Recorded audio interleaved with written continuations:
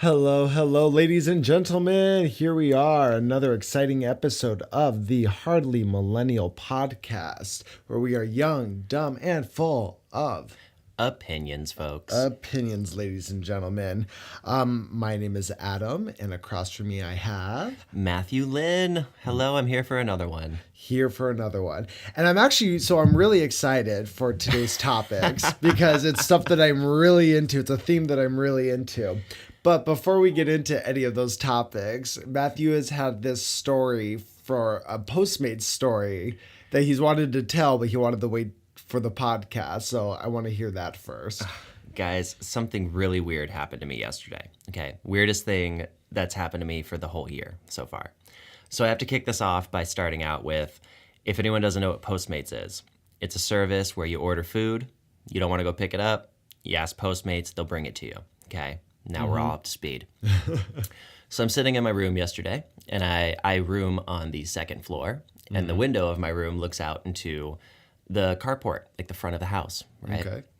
So I'm laying there, and all of a sudden I hear a ring at the doorbell. Okay. And I'm pretty sure I'm the only one home, but I'm not positive. I know that you were at work, and I know Justin was at work. Okay. There's a fourth roommate that I wasn't sure if they were home or not. So I go and I answer the door. And when I open it, there's a middle-aged woman, a very short middle-aged woman, and she hands me a Coca-Cola in a glass bottle and says, "Here's a Coke." Just like that. Just, "Here's a Coke." So in my mind, the first thing I'm thinking is, I don't want to pay for this Coke. Right. Okay. But then the next thing I'm thinking is maybe this is like a public service announcement or like some kind of like she's Middle-aged protesting Girl Scouts. something or something. So I was like, okay. So I was like, thanks. I appreciate it. Right. And she goes, "I'm from Postmates. You ordered a Coke, right?" Now, Adam, I need to tell you, I did not order Postmates. And I knew I did not order Postmates. Okay. But I was like, oh, yeah, Postmates. I totally forgot. My bad. Thank you so much. I appreciate it. And she's like, "Yeah, no problem. The guy with the burrito is right behind me. He should be here in just a minute." And I was like, in my head, I'm like, fucking cool, you know? But I'm thinking, like, this is getting out of control. You know what I mean? So I'm like, okay, thanks. So I close the door. Right. And I scurry up the stairs. And I call out to the fourth roommate. I don't get an answer. And I go knock on their door. And nobody's home, dude. Okay. So I'm like, I don't know where the fuck this came from. So I'm thinking in my head, I'm like, I hope it's a bean and cheese burrito. I hope it's a good burrito that I like. You know, I'm like, what kind of Right. burrito am I going to get? So I see a car pull up. Okay. So I start running down the stairs to greet my burrito, right? I'm like, hell yeah. And I throw the door open, and there's a young guy standing in the street, and I hear someone yelling. And I hear them yelling off from my right. They go, are you from Postmates? It's over here. It's over here. And it was the neighbor, Adam. The neighbor was in his front yard. So immediately, I'm trying to calculate in my head. I'm like, I really want this burrito, but I don't think the burrito's going to happen. Maybe I can save the Coke, right? Okay. So I try to dip out. I try to real nonchalantly, like, start walking back from the edge. you were outside. I was outside. I was out, like, by the front door. We have this little porch area. Okay. I was at the end of the porch. I tried to walk back, okay? And the neighbor saw me, and he was like, "Hey, man, I ordered Postmates, and I think they got it wrong." And I was like, fuck. So I was like, "Yeah, bro, I think I have your Coca-Cola over here, man." So the last funny part of the story is I grab the Coke, and I don't have any shoes on. Okay. And the neighbor doesn't have any shoes on either. Okay, and there's a lot of, like, pokey rocks between me and the neighbor, between my front porch and his front porch. Right. So I'm holding his Coca-Cola at the edge of the porch, and I'm like, "Hey, man, here's your Coke." And he's like, "Oh, thanks, bro." And he looks back over and just starts talking on his phone. He's like, just looking at his phone. And I'm like, "I have your Coke right here, you know? Here you go, man." And he's like, and he looks up real quick, and he's like, "Oh, yeah, thanks, I appreciate it, dude." And he keeps going on his phone.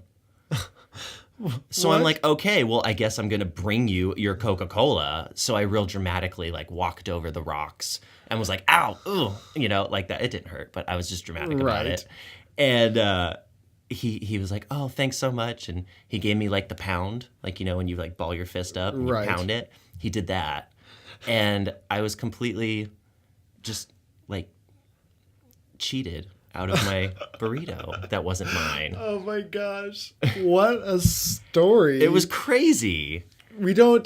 Guys, we don't have a lot of interactions with the neighbors, but so far the interactions we have had with the neighbors have always just been weird. Because was this the people to the right of us or the left of us? If you're looking out the front door, it was to the right. To the right of us. Okay, so we had an instance with the people to the left of us. Oh, the ones who yell? The ones that yell. Yeah. And we used to have turkeys that lived here. And one of the turkeys, when they were just getting big enough to be able to fly, flew into the neighbor's yard? To the neighbor's yard to the left. I remember that. Yeah.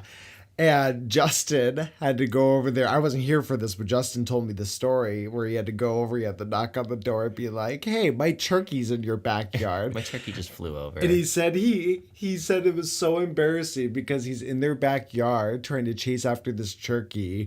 Meanwhile, like this family and these like little kids are just like watching him awkwardly and like, "Oh, look at this grown ass man chase after this turkey in our yard."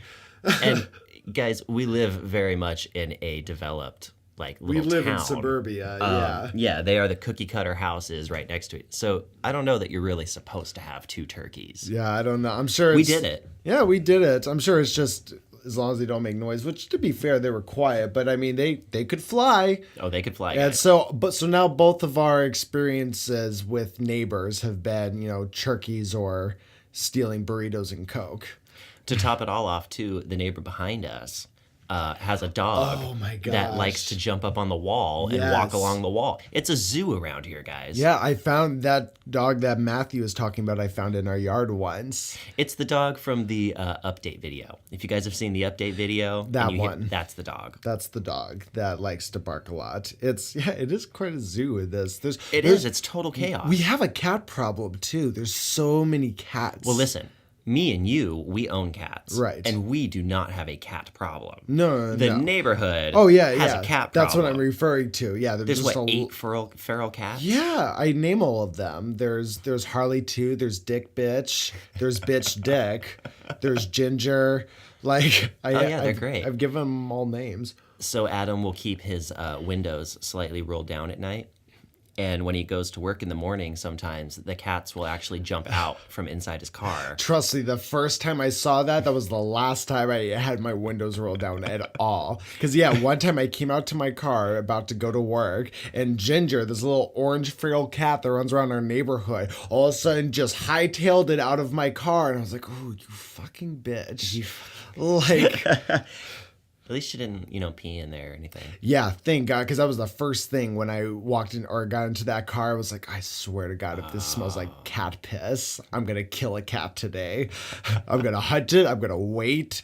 I'm going to lay in. I'm going to have like a slingshot with like a dart on the other end. I'm just, Ginger lived another day. Ginger lived another day. And she continues to live. She, he, whatever it is. Whatever. I don't want to assume his gender. But that's not the point of today, folks. The point of today, Adam, he really put some thought into this. What are we discussing today, Adam? Yeah, so we're discussing things in regards to space or the planet or just outer space. Kind of stuff. Yeah. Oh, that's fun. I was looking for topics to discuss, and I came across one topic, and all of a sudden I came across another one, and all of a sudden realized these all have to do with space or the moon or planets. Well, what did you find, my friend? What's going on in outer space? Well, one thing I wanted to touch on, and I actually have been reading little articles about this for the past few days, so it's been kind of a hot topic in the news regardless, is about NASA's Mars rover Opportunity is now going to be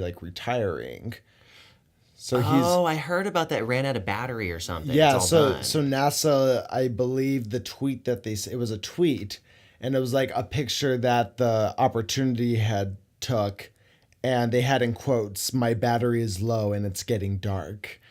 And there were people retweeting it who were saying that they were legitimately crying because of this news. And now, is that the quintessential Mars rover? When you say Mars, is that the one that they're talking about? So no, I think the one that they talk about now is Curiosity. I think Is Curiosity. this the older one? The one This that's a is little the bit older one. So I believe that one was made at the U of A, which is actually in my hometown. One of them might have been, because there were two that launched. So there was Opportunity, and then there was another one called Spirit that I think launched a month afterwards. So one of those. One of them was either Might have been developed made. or made at the U of A. That's cool, University though. of Arizona. That's really cool. Yeah, They yeah.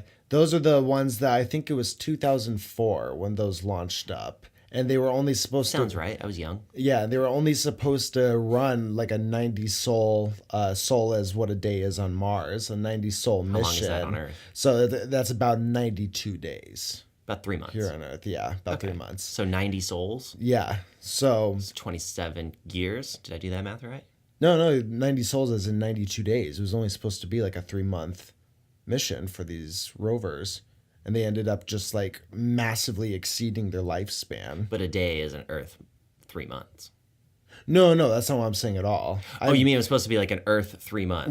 Like 90 Oh, wow. souls equates to 92 Earth days. Oh, gotcha. Yeah, So it's yeah, just yeah. about 1 for 1. Yeah, Just exactly. about. Almost. Okay, It's just I slight understand. differences. Just that it's just quite the length it needs to Excuse be. my brain. I have a millennial brain. It takes me a minute. But so those ones launched in 2004. I believe Spirit was the one that at one point got stuck, and when it got stuck, it was using all of its battery power to get unstuck, and then lost battery power. Wasn't there one called Odyssey? I don't think so. I'm not 100% sure on that. Maybe that was like a probe or something. That might have been like a pro, but I know there's Spirit, there's Opportunity, and unless I'm just totally remembering it wrong, I'm pretty sure just within the past like 5 years we launched another one, and that was Curiosity, or probably more than 5 years ago now. Interesting. But I think Curiosity is the most recent one. So what do these things do? They like have wheels, right? So they roll around Yeah, on so Mars. they- They take like dirt samples. Yeah, and stuff? they take dirt samples. Specifically, Opportunity and Spirit were sent up there to see if they could find traces of water. They find anything? That was there. I think they were able to find that, not find water itself, but they were able to see that, the gravel behaves as something that once came in contact with water. Oh, They were able to interesting. kind of find Okay. that. And I think Curiosity is the one that discovered that there are like ice beds on Mars. well, and and if ice would mean water. ice would mean right? water, exactly. Usually, it could So- be frozen something else, but Yeah, usually it's water. well, no, they're pretty confident it's water. So I'm not mistaken that like Mars, we think it used to be like Earth, right? Mm-hmm. And then something happened, and its atmosphere got like ripped away. Yes. which made all the water evaporate and shit. So the theory is the Earth is in something in our solar system called the habitable zone. So Goldilocks zone, The Goldilocks right? zone, Yeah, I've exactly. heard that. So it's just far away enough from our sun where it doesn't burn us up, but we're not far enough to where we freeze. Right. So it's the Goldilocks zone. So now when a star is born, a star will expand out more and get bigger than like it will be on it for most of its life, and then it Right. like shrinks down to like the size that it's going to be. Okay, gotcha. So they believe that during a time, and remember we're talking about on an astronomical scale, so that it's millions of years so and it's shit. expanding out like this for millions and millions of years before it decompresses, I guess I should say, or shrinks. Shrinks. But Yeah, gotcha. but so they believe at the time when the sun was expanding, the habitable zone was obviously in a different place. So whereas Earth might have been in its very early stages of being this very volcanic, very volatile environment and planet to be on, Mars was existing in the habitable zone and possibly could have been a habitable planet long enough for intelligent life While to the sun was still develop on it. expanding, because that takes so long for it to do. And there's actually theories out there that say that there were Martians and they looked like us, they evolved to be like us, and they came down here when the Mars started to become uninhabitable and created, new life here. But so interesting. but those are So crazy now the theories. sun is like, it shrunk to its size it's going to be until it dies. Until it dies, yeah. So now we're in the zone that's good for life, but Mars is a little bit Yes. outside of it now. Mhm. And then when the sun dies, it will expand again and actually eat up like everything up to Mars, I believe. It'll expand that much. So I've heard a lot about Elon Musk and SpaceX. Yeah, he They're- really wants to get to Mars. Yeah, he's super into. I think there's actually a quote by him. And I hate to mess up a quote, but it's something along the lines of, I want to die on Mars, just not on impact. I've never Something heard of like that that. quote Yeah, before, he I said believe like, he said it though. he means like he wants to grow old on a colony on Mars, Right, not actually yeah. die like from a disaster when he lands. Right. I have heard him in different press conferences and such talking about how he truly does not understand why we have not put more into going to Mars, because he goes, there's absolutely no reason for us to not be an interplanetary species. Right. But I've also watched videos on what it would take to colonize Mars. And I mean, it's no fucking easy process. Well, I mean, the first step is you have to get there. Well, it's getting there, and but even once you get there, dude, like I went through a whole about a week ago where I was looking at all these all these videos and on YouTube and such about like what it would take to colonize Mars, and dude, I would be so shocked if we were able to do it in our lifetime, given all the information I know now. Yeah, you know how much $1 billion will buy? Well, I know how much $1 billion. I'm not saying that we can't get to Mars, but as far as actually like being able to say we have a colony on Mars, I don't think will be in our lifetime. But I think Elon Musk is the start of that. I would think, wouldn't it be more logical to have a colony on the moon first? Like, let's get some people living on the moon and then go to Mars. There's definitely been arguments about that, but I think with going to Mars, I think part of it is just the kind of diamonds in your eyes of, oh my gosh, to have a colony on Mars, to be able to say you have that on a different planet, not a moon, a planet. And then I think it's also just there's better chance to be able to grow. Like right now you can't grow anything on Mars, right? The soil's just toxic. But but as far as trying to make, I don't know what the process is. I guess terraforming would be called terraforming. Terraforming of making the soil something that you could grow something I in think terraforming would be a is lot. Just putting like an atmosphere around it. Right, so that it can start to grow like greenery and shit like that. Well, I think terraforming refers more generally to just transform. So if you're able to terraform the dirt, you can terraform the earth. Yeah. Okay, I think so. gotcha. Yeah, I could be wrong, but I think it's a more general term. But anyways, I think the reason why we would go to Mars and not the moon first is because there's a better chance to maybe be able to terraform something that possibly once grew something as to something that never grew something at all. Just a rock. Yeah. I gotcha. Well, we were talking about getting there. I saw an article, it was either this morning or yesterday, that was talking about Elon and how he plans to get there. And he actually, he's developing a whole different kind of rocket. Those are the ones he's testing that can land, right? Well, no. So that in the past was to recycle a rocket. So right now, like NASA, they shoot this rocket off, and the rocket costs like, let's say $1 billion, just to make it an easy number. Right. And then when it comes back, it burns up or goes into the ocean or crashes. Like they can't reuse it. Right. So Elon Musk developed the system to where it could land. Particularly, what's really cool is it can actually land on a floating platform in the ocean that's moving. Oh, wow. Which is really fantastic. That's Yeah. what took him an extra minute, is to get that part. So he can recycle his rockets in theory. Right. Now, I don't know if he actually has done that yet. I want to say he has. But at least in theory, he could recycle a $1 billion rocket. Wow. So that saves a lot of money. Right. But what I found is, so right now, the design of a space rocket, okay, is like these, I'm going to use the word clay, but they're probably not made of clay. Right. They're these tiles that are all over the outside of the rocket ship. Okay. And these tiles get super duper red hot when the ship goes in and out of atmospheres. So as you, not so much out, I guess, I think it's in. Mm-hmm. So when you leave the Earth's atmosphere, you're good. But when you re-enter the Earth's atmosphere, you get super, super hot because there's a lot of friction going on. You're falling towards Earth really quickly. Right. Same dealio when you're going through Mars. It gets really hot. Right. So especially Mars, a lot of CO2. Yeah. So instead of using these tiles that they've always done, Elon Musk is developing a rocket made out of complete stainless steel. Mm-hmm. And the way it cools itself off is it basically sweats. So it uses part of the rocket fuel that it's burning to move itself. Part of that goes underneath. There's like a layer of plating between the metal on the outside, and then the inner layer of the rocket ship, there's a middle. There's a it'd be like a jelly-filled middle, kind of. Gotcha. And that middle is this liquid that would absorb the heat and dissipate it. Isn't that a very similar system to what they did for? Gosh, why can't I remember what they're called? But the little housing compartments they used to put like the old Apollo astronauts in, and it would just like drop to the Earth. They like looked like cones. So that's like the nose of the spaceship. Right, but didn't that also have like a sweating thing that it did? Like as it was dropping in, it would almost sweat to try to absorb the heat. I remember reading Not that I something know about it. that. I always assumed and was under the impression that there's like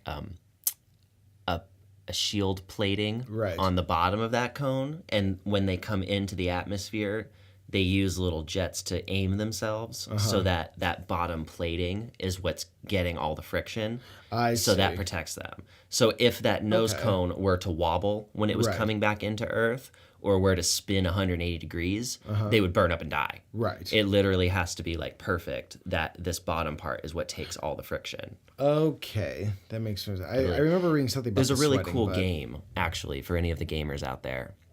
It's called Kerbal Space Program.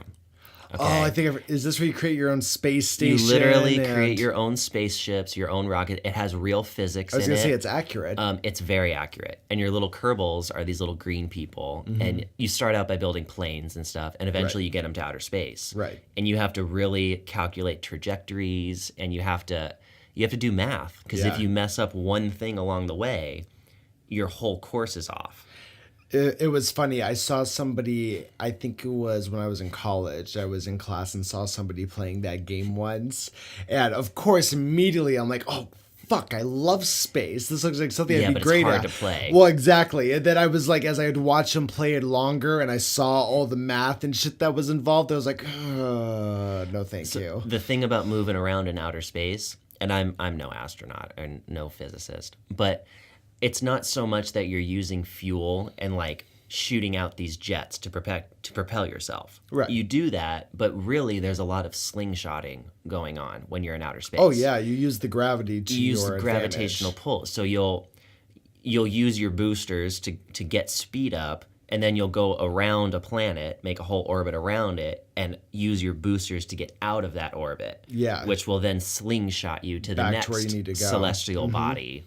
And we're like ping pong balls when we go through space. That's kind of how we do it. I think that's how they did it for saving the astronauts in the Apollo 13 mission. They were supposed to go to the moon, and then in order to be able to get them home on limited fuel, they had them actually slingshot around the moon, and it just shot them back to Earth. They do it in a lot of space movies. I think in Armageddon, when they're going to destroy the asteroid that's going to hit the Earth, they miss the asteroid the first time, and they actually have to slingshot around Earth or something to try to get it again. Oh, that's right.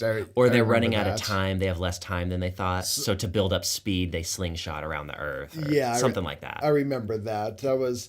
Oh, It's a great movie. I love that song from that movie, dude. There were what was it? The Aerosmith did that song. God, what the fuck was it? I have no idea what Do you're you talking remember? about. There was like a famous song that came from that movie. Dream On? No, it wasn't Dream On. It was like, I'm trying to forget you. Just to Forget met you. Yeah, like that. Is that from Armageddon? Yeah, that was Armageddon. Really? That was like the theme song for that. Yeah. Oh, and I Interesting. remember it just got so, like, I had friends that were just so enamored with that song. I trust you. I just don't believe you. Well, that's okay. You don't have to I've believe seen me. Armageddon a lot. I never heard that song in it. Well, I'm definitely correct on that one. I know. I can see it in your eyes, too. You look like you're correct. Oh, I know I'm correct. I know you are wrong in this situation. Well, I guess I trust you. Liv Tyler was in that movie too. As Aerosmith's daughter. Well, not Aerosmith's daughter. It's Steve Tyler's daughter. The whole band had a daughter. Like, we're going to create kin, and we will call her Liv Tyler. But no, Interesting. But anyways, the planet stuff and the Mars stuff is really interesting. But like I said, I think we'll get to Mars in our lifetime. But as far as being able to say as a human species that we have a colony on Mars, I think is something more likely that our children we'll see and be able to say. We'll just be able to say we landed on Mars. I've always said I think it'll be in our lifetime. You think so? I think so, dude. Well, because I always think that the first thing you would have to do is get equipment there, right? So you would bring whatever you can on the first trip, but you'd have to assume that that's not enough or not even enough manpower. I think Elon's new rocket, this stainless steel one, was meant to carry 100 passengers and 100 tons of cargo. 100 passengers? 100 people and 100 tons of cargo, and a ton is 2,000 pounds. I mean, so it'd be 200,000 pounds of cargo. But to manage, I mean, you look at the International Space Station, for example, and that thing's fucking huge. And there's only, I think, like 5 people that are in that thing at a time, you know, and they're all confined in this small space for months at a time. Small space, pun. But the small space for large amounts of time. And I feel like if you put 100 people in a rocket, like that rocket better be like a space station. Yeah, I think it's all about what it's developed to do. Like the International Space Station was never meant to carry people to another place. Right. So it works perfectly for what it was built for. But it also takes, I think, God, how long does it take? I want to say like 2 years, I think, to get to Mars. I was going to say like 3 to 5. Yeah. So something like that. I think it's like 3 years or something. Yeah. So, I mean, you're talking about having to, entertain people, 100 people in a... Not even that, but I think that the longest a human has been in space just recently happened in the last year or two. It wasn't that long. A guy spent 1 year in space. Yeah. I'm pretty sure that he did. He hit the year mark. Yeah. And the issue is that there's no gravity, obviously. So our bones were created to have pressure on them of the gravity pushing on us. And when you take that pressure away, when you take that gravity away, our bones, they start to develop like osteoporosis. Yeah. Which is where you start to get like Swiss cheese almost. You know how Swiss cheese has holes in it? Yeah. Well, your bones start to become porous. They start to kind of do the Swiss cheese thing. So there was this interesting theory off of how gravity affects your body.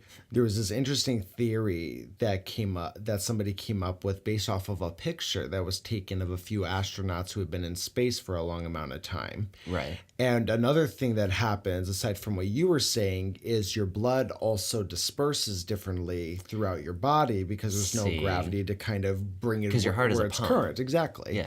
So, but what that ends up happening is a lot of blood goes, like, it gets evenly distributed is what happens.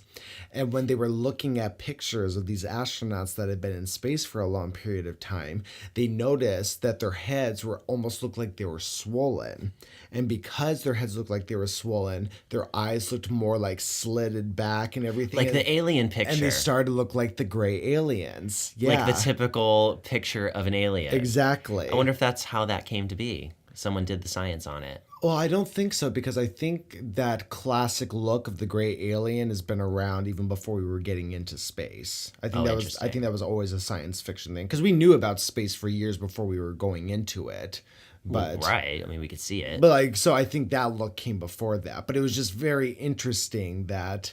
That is interesting. So it makes you think, like, because there's also the theory that UFOs and aliens that, we see are actually just time travelers, right? Coming back to collect information from the Earth. Have you ever heard that theory before? I've heard that theory before. Yeah. But if going off of that theory, if we find that humans, when they're in space for a long amount of time, start to develop these body deformities, and then if you're talking about that happening on a large scale where they start mating and having kids. Well, I was just going to say, on the note of mating, I don't think that anyone's ever been pregnant in space.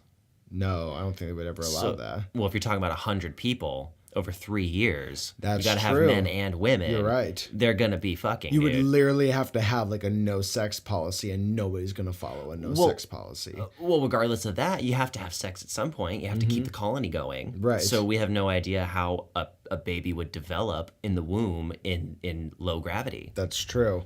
Plus, you're talking about, like, as soon as you get to Mars, not only do you have to build this colony, but now you also have to have a way what's the use of these recycled rockets if you can't get it back to Earth after it gets to Mars? You know what I mean? Well, I think they have shit on Mars that we could turn into fuel. I think that they can already do that. I think they can take like a machine and have it suck in the CO2 and have it pump out fuel. Well, maybe, but you still have to build the structure to hold the rocket before it ever takes off and make sure you have the space to do any kind of maintenance you have to do on it and the technology with you to do whatever kind of maintenance on it. I mean, it's not easy. Certainly not easy. But I think that they can do the blasting off. Like, haven't they had probes and stuff and like rovers that have landed and then blasted back off? I mean, I think so. Well, actually, I actually don't know. I don't know if anything's ever blasted off. When I'm thinking about it, I don't think once we it's ever there, have. it's stuck there. Yeah. Because they had the one that they shot onto that asteroid. It was like a probe. Yeah, but and it lives landed. there now. Yeah, but it landed in like this cave or like underneath a bunch of rocks, so the sun can't get to it except for at certain times. Yeah. So when it can't get to it, the solar panels can't make any energy and it Yeah. turns off. So it But then died. for part of the year, the asteroid turns and the sun can get there and it turns back on. Right. And they try to fuck with it. They're like, can we shoot the blasters and get it out of this hole? And Oh my gosh! Well, and that's assuming that wherever it is at that point, you're able to still get transmission from it. Well, I mean, I think guess, that this I guess you should particular be able instance to. they can. But everything's done with radio waves and stuff. So That's true. Well, and I guess there's no reason why you couldn't. We have Voyager, which is literally the farthest man-made man-made like object. That's just, it's, God, I can't even. I don't know. It's like it's way just outside. recently went past the meteor thing. So you have our solar system, which Right. is made up of all of our planets and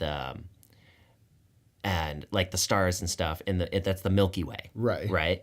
So at the edge of the Milky Way, there's like a ring of debris. Okay, and it's super thick and it moves super fast. And what it does is it acts like a shield. Yeah. So all of the radiation and deadly energy that's coming towards our galaxy, it kind of gets broken up by this wall of asteroids. Yeah. But there's so much room in between things in space. They're so far apart that lots of shit can make it through easily. And this probe thing made it through. Exactly. I don't think people can ever really grasp like just how much space there is, you know. Oh, between everything. When you see these photos of like these artist depictions and such of like, just as you were saying, the asteroid belt and everything, it's like they obviously always make them look cluttered and really close. But what people don't realize is like, but you're talking on an astronomical There's light scale years now. in between each thing. Yeah, I mean, not as far as asteroids are concerned, not light years, but like there's a lot of space. Just as you said, shit ton. enough space to make sure that something that you shoot up there into space doesn't hit anything. It won't hit anything. Well, you were telling me just a little while back, it blew my mind, guys, actually, that so we're in the Milky Way, Yes. but then so the universe is made up of tons of galaxies. Yes. Clusters of galaxies. Yes. Galaxies are made up of tons of solar systems. Yes. Okay, so the Milky Way is a solar system. We're all The Milky Way is a galaxy. The Milky Way is a galaxy. Yeah. And we have our solar system that lives in that. Yes. So there's another galaxy Uh-huh. that's close to us. We're talking about billions of years away. Astronomically. Right? You know, But yeah. as far as space is concerned, it's the closest one to us. It's called Andromeda. Yes. Okay, so if you have like a plate on a table, that would be us. We're going that way. And if you Yes. put that plate on its side on the table, that's Andromeda. It's Yes. like sideways to us. And so we would be perpendicular to each other if we were up next to each other. Yes. Okay? Currently. Yes. So we're rocking and rolling through space like that. Well, Adam brought to my attention that in about, 4 billion years or something like that? roughly. Yeah. Andromeda is going to totally fucking hit us, guys. Yep. We are on a crash course towards an entire other galaxy. In fact, if you look up during the sky during the part of the year, which is usually winter for us over here, where whenever you can see the constellation of Orion with Orion's belt, if you look at the top left star of Orion and then go to the left and down a little bit, you'll see this really bright star that looks like it constantly keeps changing color. Like it kind of right? flickers. It flickers. You can see it, guys. It's the biggest star. It's not the North Star, though, right? It's not the North that. Star, But no. it's like the biggest star in the sky, very bright, and it does kind of have a flicker effect to it. But what's really cool about that is just that when you're looking at that, that's not a star. That's a whole other galaxy. It's an entire galaxy And just so you guys understand how close it is, even if you were out in the middle of nowhere and you had no lights and you could see every star in the sky, everything you would be seeing would be stars in our Milky Way. Except for that one. Yeah. That's the only one that's not part of with our the naked galaxy. eye. With the naked eye. That's how huge it is. Mm-hmm.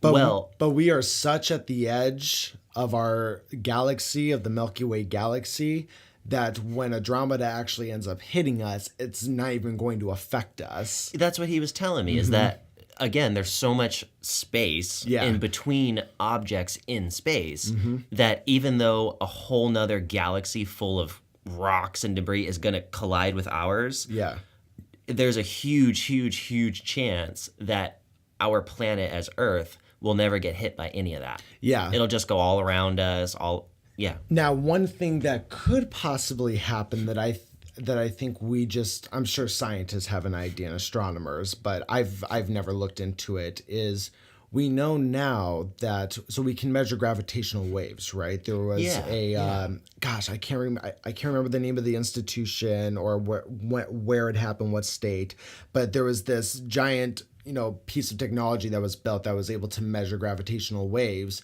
and somewhere deep in space, two supermassive black holes collided, and we were able to record that data. So I think there was actually some kind of like a string involved or something, and the string moved. Like they actually were able to measure gravity, like you're saying. Right.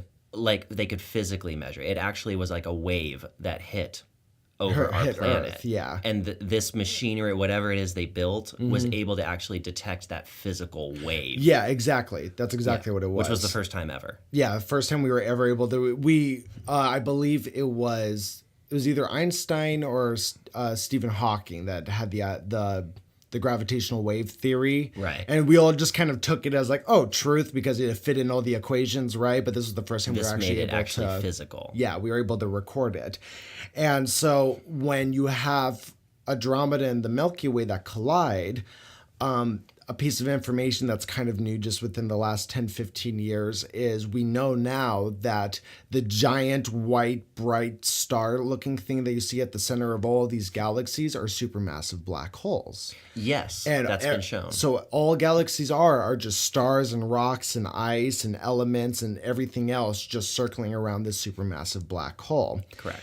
And so what would happen if the Milky Way and Andromeda happened to collide? Well, you would essentially have two supermassive black holes colliding, which are going to cause some kind of gravitational wave. So if we were able to detect two supermassive black holes from light years upon light years upon light years away colliding and being able to measure that here on Earth, imagine just a few 100 billion light years away. Just where the sun's at. Exactly. And then that happening and it coming over to us. Oh, no, it wouldn't be where the sun is at. Oh, no. The sun is our star, that's our planet's orbit. Yeah. But just the center of our galaxy. Billions of those in the galaxy. So the center of our galaxy, of the Milky Way, is a giant black hole. Yes. Supermassive. Yes. And that's all galaxies. Yeah, that's all galaxies. So Andromeda, the center of Andromeda, is also a supermassive black hole. So do you think with that, that the center of the universe is a giant black hole too? Yeah.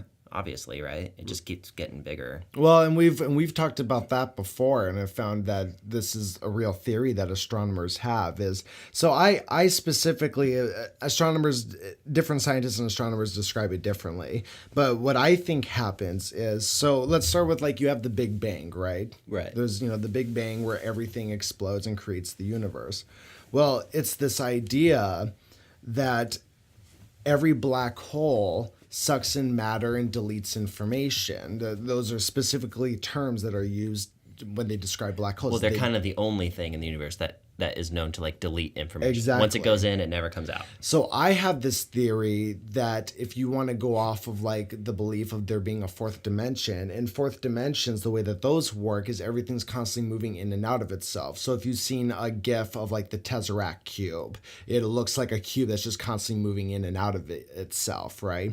So that would be the concept of a fourth dimension. And that's described in the way of a sphere by a donut-shaped looking object, right? A sphere constantly moving in and out of Almost itself. Looks like the infinity sign. Yeah, exactly. And so if you go off this theory of all these black holes are taking in all this matter, and let's say it's all congregating in one spot. So all these black holes are actually going to one spot, which is this fourth dimensional space area that we're never able to get to. So then I would assume that once you get to a point, all these black holes are colliding. So they're just getting bigger and bigger and bigger and bigger until really you just have this giant ass, unfathomable, supermassive black hole. Which in theory would have deleted everything. Exactly. Right? It would suck up everything. So then you assume, let's say there's one more piece of matter. There's one more, everything else is sucked up, but there's one more planet that has the remaining matter and elements and everything. Of the whole universe. Of the whole universe. Yeah. So once, and I believe matter is finite. So once that is sucked into that last bit of black hole and all that information conjoins into one spot, all this finite matter, that's just the tipping point for the universe to expand out again. Like a Big Bang. Like a Big Bang. So essentially, you're just constantly living in a black hole that's expanding. And then we suck in all the matter and then we start the process over again. Well, that's interesting. So I've looked into that a little bit. I've actually heard the theory of we may be living in a giant black hole before. And I think it's actually developed by real astronomers. Yeah. And it's one of those things they can't prove it, but they also can't disprove it, right? So it stands. But it's kind of the concept of light is the fastest moving thing that we know of in reality, right? Nothing else moves faster than light. So, and even light cannot escape the power of a black hole. No. So the gravity of a black hole is so immense that the fastest thing in existence cannot escape it. Correct. So when you look out from where we are, space to us, what we call outer space, is black. Yes. Right? But it's full of energy. Shit tons of energy. And that's in when outer you get space. into dark matter and dark energy. Energy in our existence tends to turn into the form of light. You can see it. It, especially when there's a lot of energy, it bursts out. It explodes in light, right? Yeah. So why wouldn't space be bright? Why wouldn't it be bright, white, yellow, totally just immensely bright all the time? There's that much energy out there because it's all being sucked in. It can't escape outward. So space is black. So that's where things like dark matter and dark energy come into play. And those are two subjects that I read a lot about it, but a lot of it's way over my head too. So if you were able to look at like a map of the universe, like a map that like like a flat map of the universe, which we've been able to map out for the most part, just where everything's congregating from. And if you look at it, it looks like a web. Right? So you have these giant spaces, space. Every time we see space, it's just a pun today. These giant areas. You have these giant areas of space in between all of this webbing. And so the question came to be, well, why is everything congregating into this webbing that we call the universe? And that's where things like dark matter and dark energy come into play, where it's this energy that exists there, kind of pulsing. Think of it as like Jell-O. Like all of space is made up of this Jell-O, and everything just kind of exists within that wobbly Jell-O. A good way to describe it is people, in order to describe gravitational pulls, people will do this demonstration where they'll take like a bungee sheet and they'll put it over like a trampoline or something, right? And then they'll take something heavy and put it in the center of the trampoline. And then they'll have like little balls going around it and showing like, oh, this is how an orbit works. Here's the gravity that this planet is pulling. So if you look at all of empty space as kind of this sheet that you can't see, this like Jell-O that reacts, well, then it would make sense that everything gets pulled into itself and everything in space is falling. It's all falling towards something else. Yeah. It's not really being pulled because there's no up and no down in space. Correct. So everything's just falling. Yeah. In conjunction with others. That's really what it is. It's pretty nuts, honestly. Space is one of those crazy things to think about, man. There's so much into it. Like I meet people too who are, scared of space. They don't. Didn't you say you were one of those people? I'm terrified of space. Yeah. I had another roommate who was also terrified of space, and it's like, it terrifies me too, but like in an exciting way. I love learning about it because it's just so unfathomable. You know, it's crazy to think about that exist in our life. Space exists. The things that happen in space exist. So my understanding of dark matter is, so space is expanding, right? Right. And the thing that's interesting about the expansion of space is it's not losing any of its momentum. Right. So as it goes out, usually things start to slow down as they expand. Space is actually speeding up. Yes. As it expands. Every day that goes by, space is expanding faster and faster and faster. Correct. So think of a balloon. So you have this balloon and you've blown maybe 2 or 3 breaths into it. It's real small, but it can prop itself up now, right? The little balloon. Right. So the plastic of the balloon would be like the edge of the solar system. Or I'm sorry, the edge of the universe. Okay. The edge of everything. Right.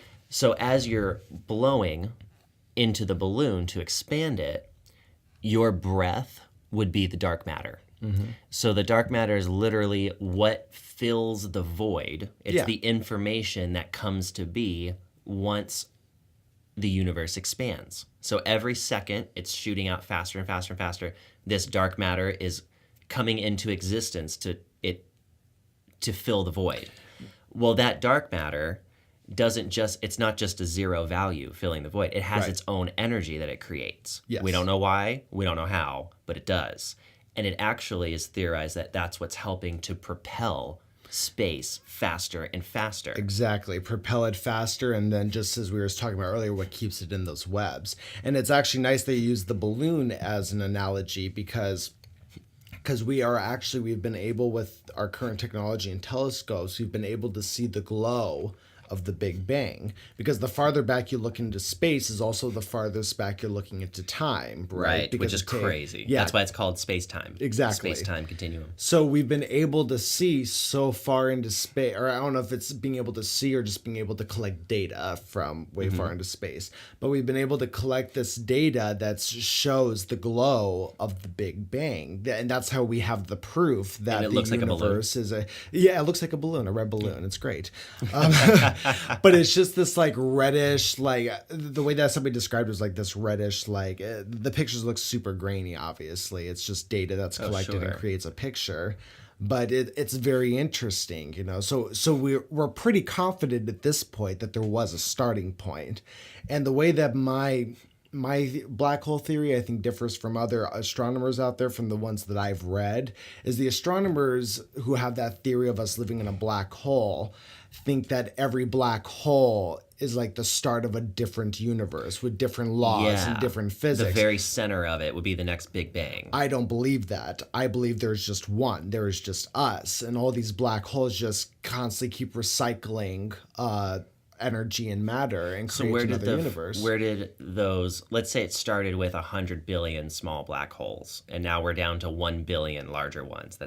Where did those first black holes come from? Were they just a glitch in the system? Well, I think that's beyond us. You know, I think because now you're talking about more fifth dimensional. So they were almost purposely put into place by whatever created this to make a recycling system. And that's why religion will never go away. Because you'll never be able to kind of really explain, you know, like, well, so let's say we get to a point where we're able to prove, right, that all the black holes come together and suck in all the matter and energy and create another universe, and it's just us, right, constantly recycling ourselves. Right. Well, the next point after that is like, okay, well, just as you said, why does it do that? What started this black hole in the first place? And then as we evolve, as in human intelligence evolves and the human species evolves, we'll have theories for that. Maybe they're just whirlpools in space, dude, instead of in the ocean. Maybe we give them all this grandiose, like godlike power of creating universes and stuff because we have no idea what they are. Right. What if they're just specks of rice in the universe that are so dense that it creates a whirlpool around it? This could be. It's just not even that big of a deal. We could just be inside of an atom, and this is how atoms behave. What if you could literally stand on the middle of a black hole? Like there is a middle to it. Yeah. And you're just so stretched out by the time you get there, you'd be dead. Oh, Matthew, I have to show you the movie Interstellar. Is that the one with, what's her face? Matthew McConaughey. Oh, You're thinking of Gravity with Sandra Bullock. Yeah, Sandy B. No. Interstellar, like literally. Matthew McConaughey did a space movie? Oh, it's a fantastic space movie, my friend. Really? Like it is easily. You're talking about like Dazed and Confused, Matthew McConaughey, right? Yes. Like it is easily like probably my favorite movie. really? Like in my top 3. What's it called? It's called Interstellar. Why haven't I seen it? I don't know. Why haven't you seen it? Maybe we should watch it today. Space scares the shit out of me. It has to do with pretty much everything we've been talking about today. We actually haven't even talked about it yet, but the movie starts with like the Earth is dying because of climate change. Humans fucked it up. Of course. And so that actually brings me to a topic I want to ask you about, because I don't think you and I have ever discussed this. But do you think the climate change is a big subject right now? Yeah, right? it's very hot. So do you Hot topic. hot No pun topic. intended. So do you think that this is just a natural progression, a natural change within the earth, or do you think we humans in our society is causing this climate change?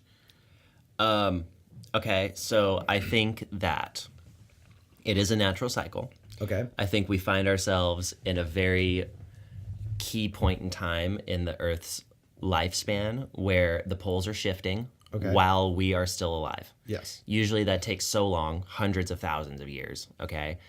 And it's not like they shift overnight. They don't just go, bloop, we're shift today, okay? Right. They do it over the course of time. So normally... It's about every 28,000 years. Okay, 28,000, maybe not hundreds of that, but 28,000. Yeah. So like everyone who's ever lived as a human hasn't had to deal with that because humanity hasn't been around for 28,000 years. Right. Right? So we're the first humans who are going to have to deal with it.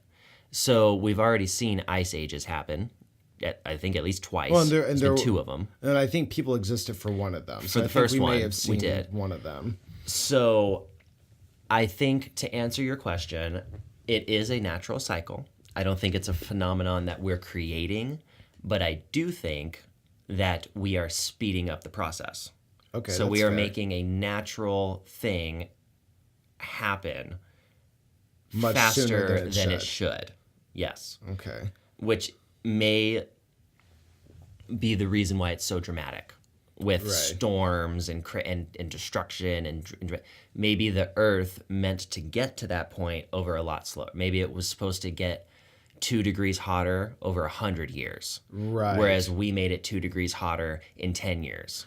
Right. Just to make up some numbers. You know what I mean? So that freaked the ocean out. It kills a lot of shit. Things don't have time to adapt to the changes. Mm-hmm. This is one of those subjects that is so hard to really grasp and get some information on, because there was a time I think this was about 1.5 years ago now, but there was a time I was like, okay, you know what? I'm going to do the research. I'm going to look at all the information that I can in regards to climate change and if humans are causing it, if it's the planet doing it, and really try to come up with, my own solid opinion on it based off of, Right. what I would at least What'd you deem. find?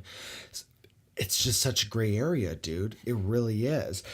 Because on one hand, so first of all, it's super hard to find any argument about humans not creating climate change. Of course. Very hard. Like We're very vain. We're vain creatures. Yes, we think we do everything. I had to get into like page 10 of Google to find anything in regards to that, which some people would argue, well, that's because, that shit is fallacy. But I would argue that Google has a narrative. But I mean, that's another story. That's a different story. But anyways, so I finally found these articles, and it actually led me to a documentary also that another fellow millennial friend of mine had information, or had owned. Right. Owned is the word I was looking for. And we watched it, and it was just that. It was this argument that humans are not creating climate change. And one particular, these are notable people like scientists and meteorologists and people who study climate. And one of them took the graph that Al Gore showed during his, what was it, the unexpected truth, the unfortunate truth, something like that. I know what you're talking about. Yeah. But that the real whole famous one. Yeah, the whole thing about global warming, back when we called it global warming. But he showed that chart that, what? The unfortunate truth? Something like that. Yeah, something like that. Or the inconvenient truth. The inconvenient truth. That's what there it it was. is. Okay. That was it. Woo, I feel better. I do too. That was way about me. But anyway, so they showed the graph that he was referring to that showed how much CO2 levels were rising within the past like 10, 20 years, whatever the graph was showing. Right. And he was showing, and then he was going back so many like hundreds of years and showing like, look, it's never been that high. It's always been at this point. And now all of a sudden during this new industrial revolution we're seeing just this rise of CO2 levels. Well, now you had these climate specialists that were showing like, well, here's the fall graph. And they were showing back to like the ice age, the most recent ice age. And they were showing that CO2 levels where they're at right now were actually like tripled. And they were tripled the entire time through the ice age. And then it dropped back down when there was another tilt in the earth, when the like it's earth a natural tilted. cycle. Like it's a natural cycle. So and then they had other people on too that were saying that when they would try to argue these points at like their job, they were literally getting fired from their job from trying to argue these points. And then one of the things that they were showing too was the argument of climate change has always been like, oh, I believe the number's like 77% of scientists agree that climate change is a thing. And then they were showing the data on those 77% of scientists and how a good majority of them weren't even like meteorologists or climate specialists. They're like psychologists. Yes, yeah. So, I mean, some of them might have been, very notable scientists and knowledgeable scientists in their field. But their field had nothing to do with the argument climate. is, but it wasn't climate. Right. So, but then you go back and you read the stuff that argues that humans are the cause of it, and you look at the data of how much emissions the human race just as a total put out, and you look at what's happening in places like China right now, and see, we're golden, me and you, because we live in a very fortunate state when global warming hits. We're in Arizona. That's true. And Southern California, Arizona, and New Mexico, that whole region, I think parts of Texas too, we're all under an ocean. Yeah. In like the prehistoric days. Yeah. So much so that you can actually, my dad used to do this as a kid in, I think it was Texas. You could go in your backyard and you could dig. And if you digged far enough down, you would actually start to find fossils, little pieces of rocks with little fossilized creatures on them. That makes sense. If you actually walk into the desert in Arizona and just like look down at the ground, like especially on more mountain peaks, you'll find seashells and shit. Yep, you can find those out here. It's crazy, but it's because we used to be an ocean, and all that shit is under the ground now. So when global warming hits again, who do you think's becoming an ocean again, Adam? Us. We're going to be tropical, rainforest, fucking good to go, dude. Oh my gosh, Everyone else is going to freeze, and they're all going to be coming here. You're right. But also on the subject of climate change, though, so I guess the final opinion that I formed was that I think I'm more where you're at, where I don't think humans are necessarily causing it, but I don't think we're helping anything.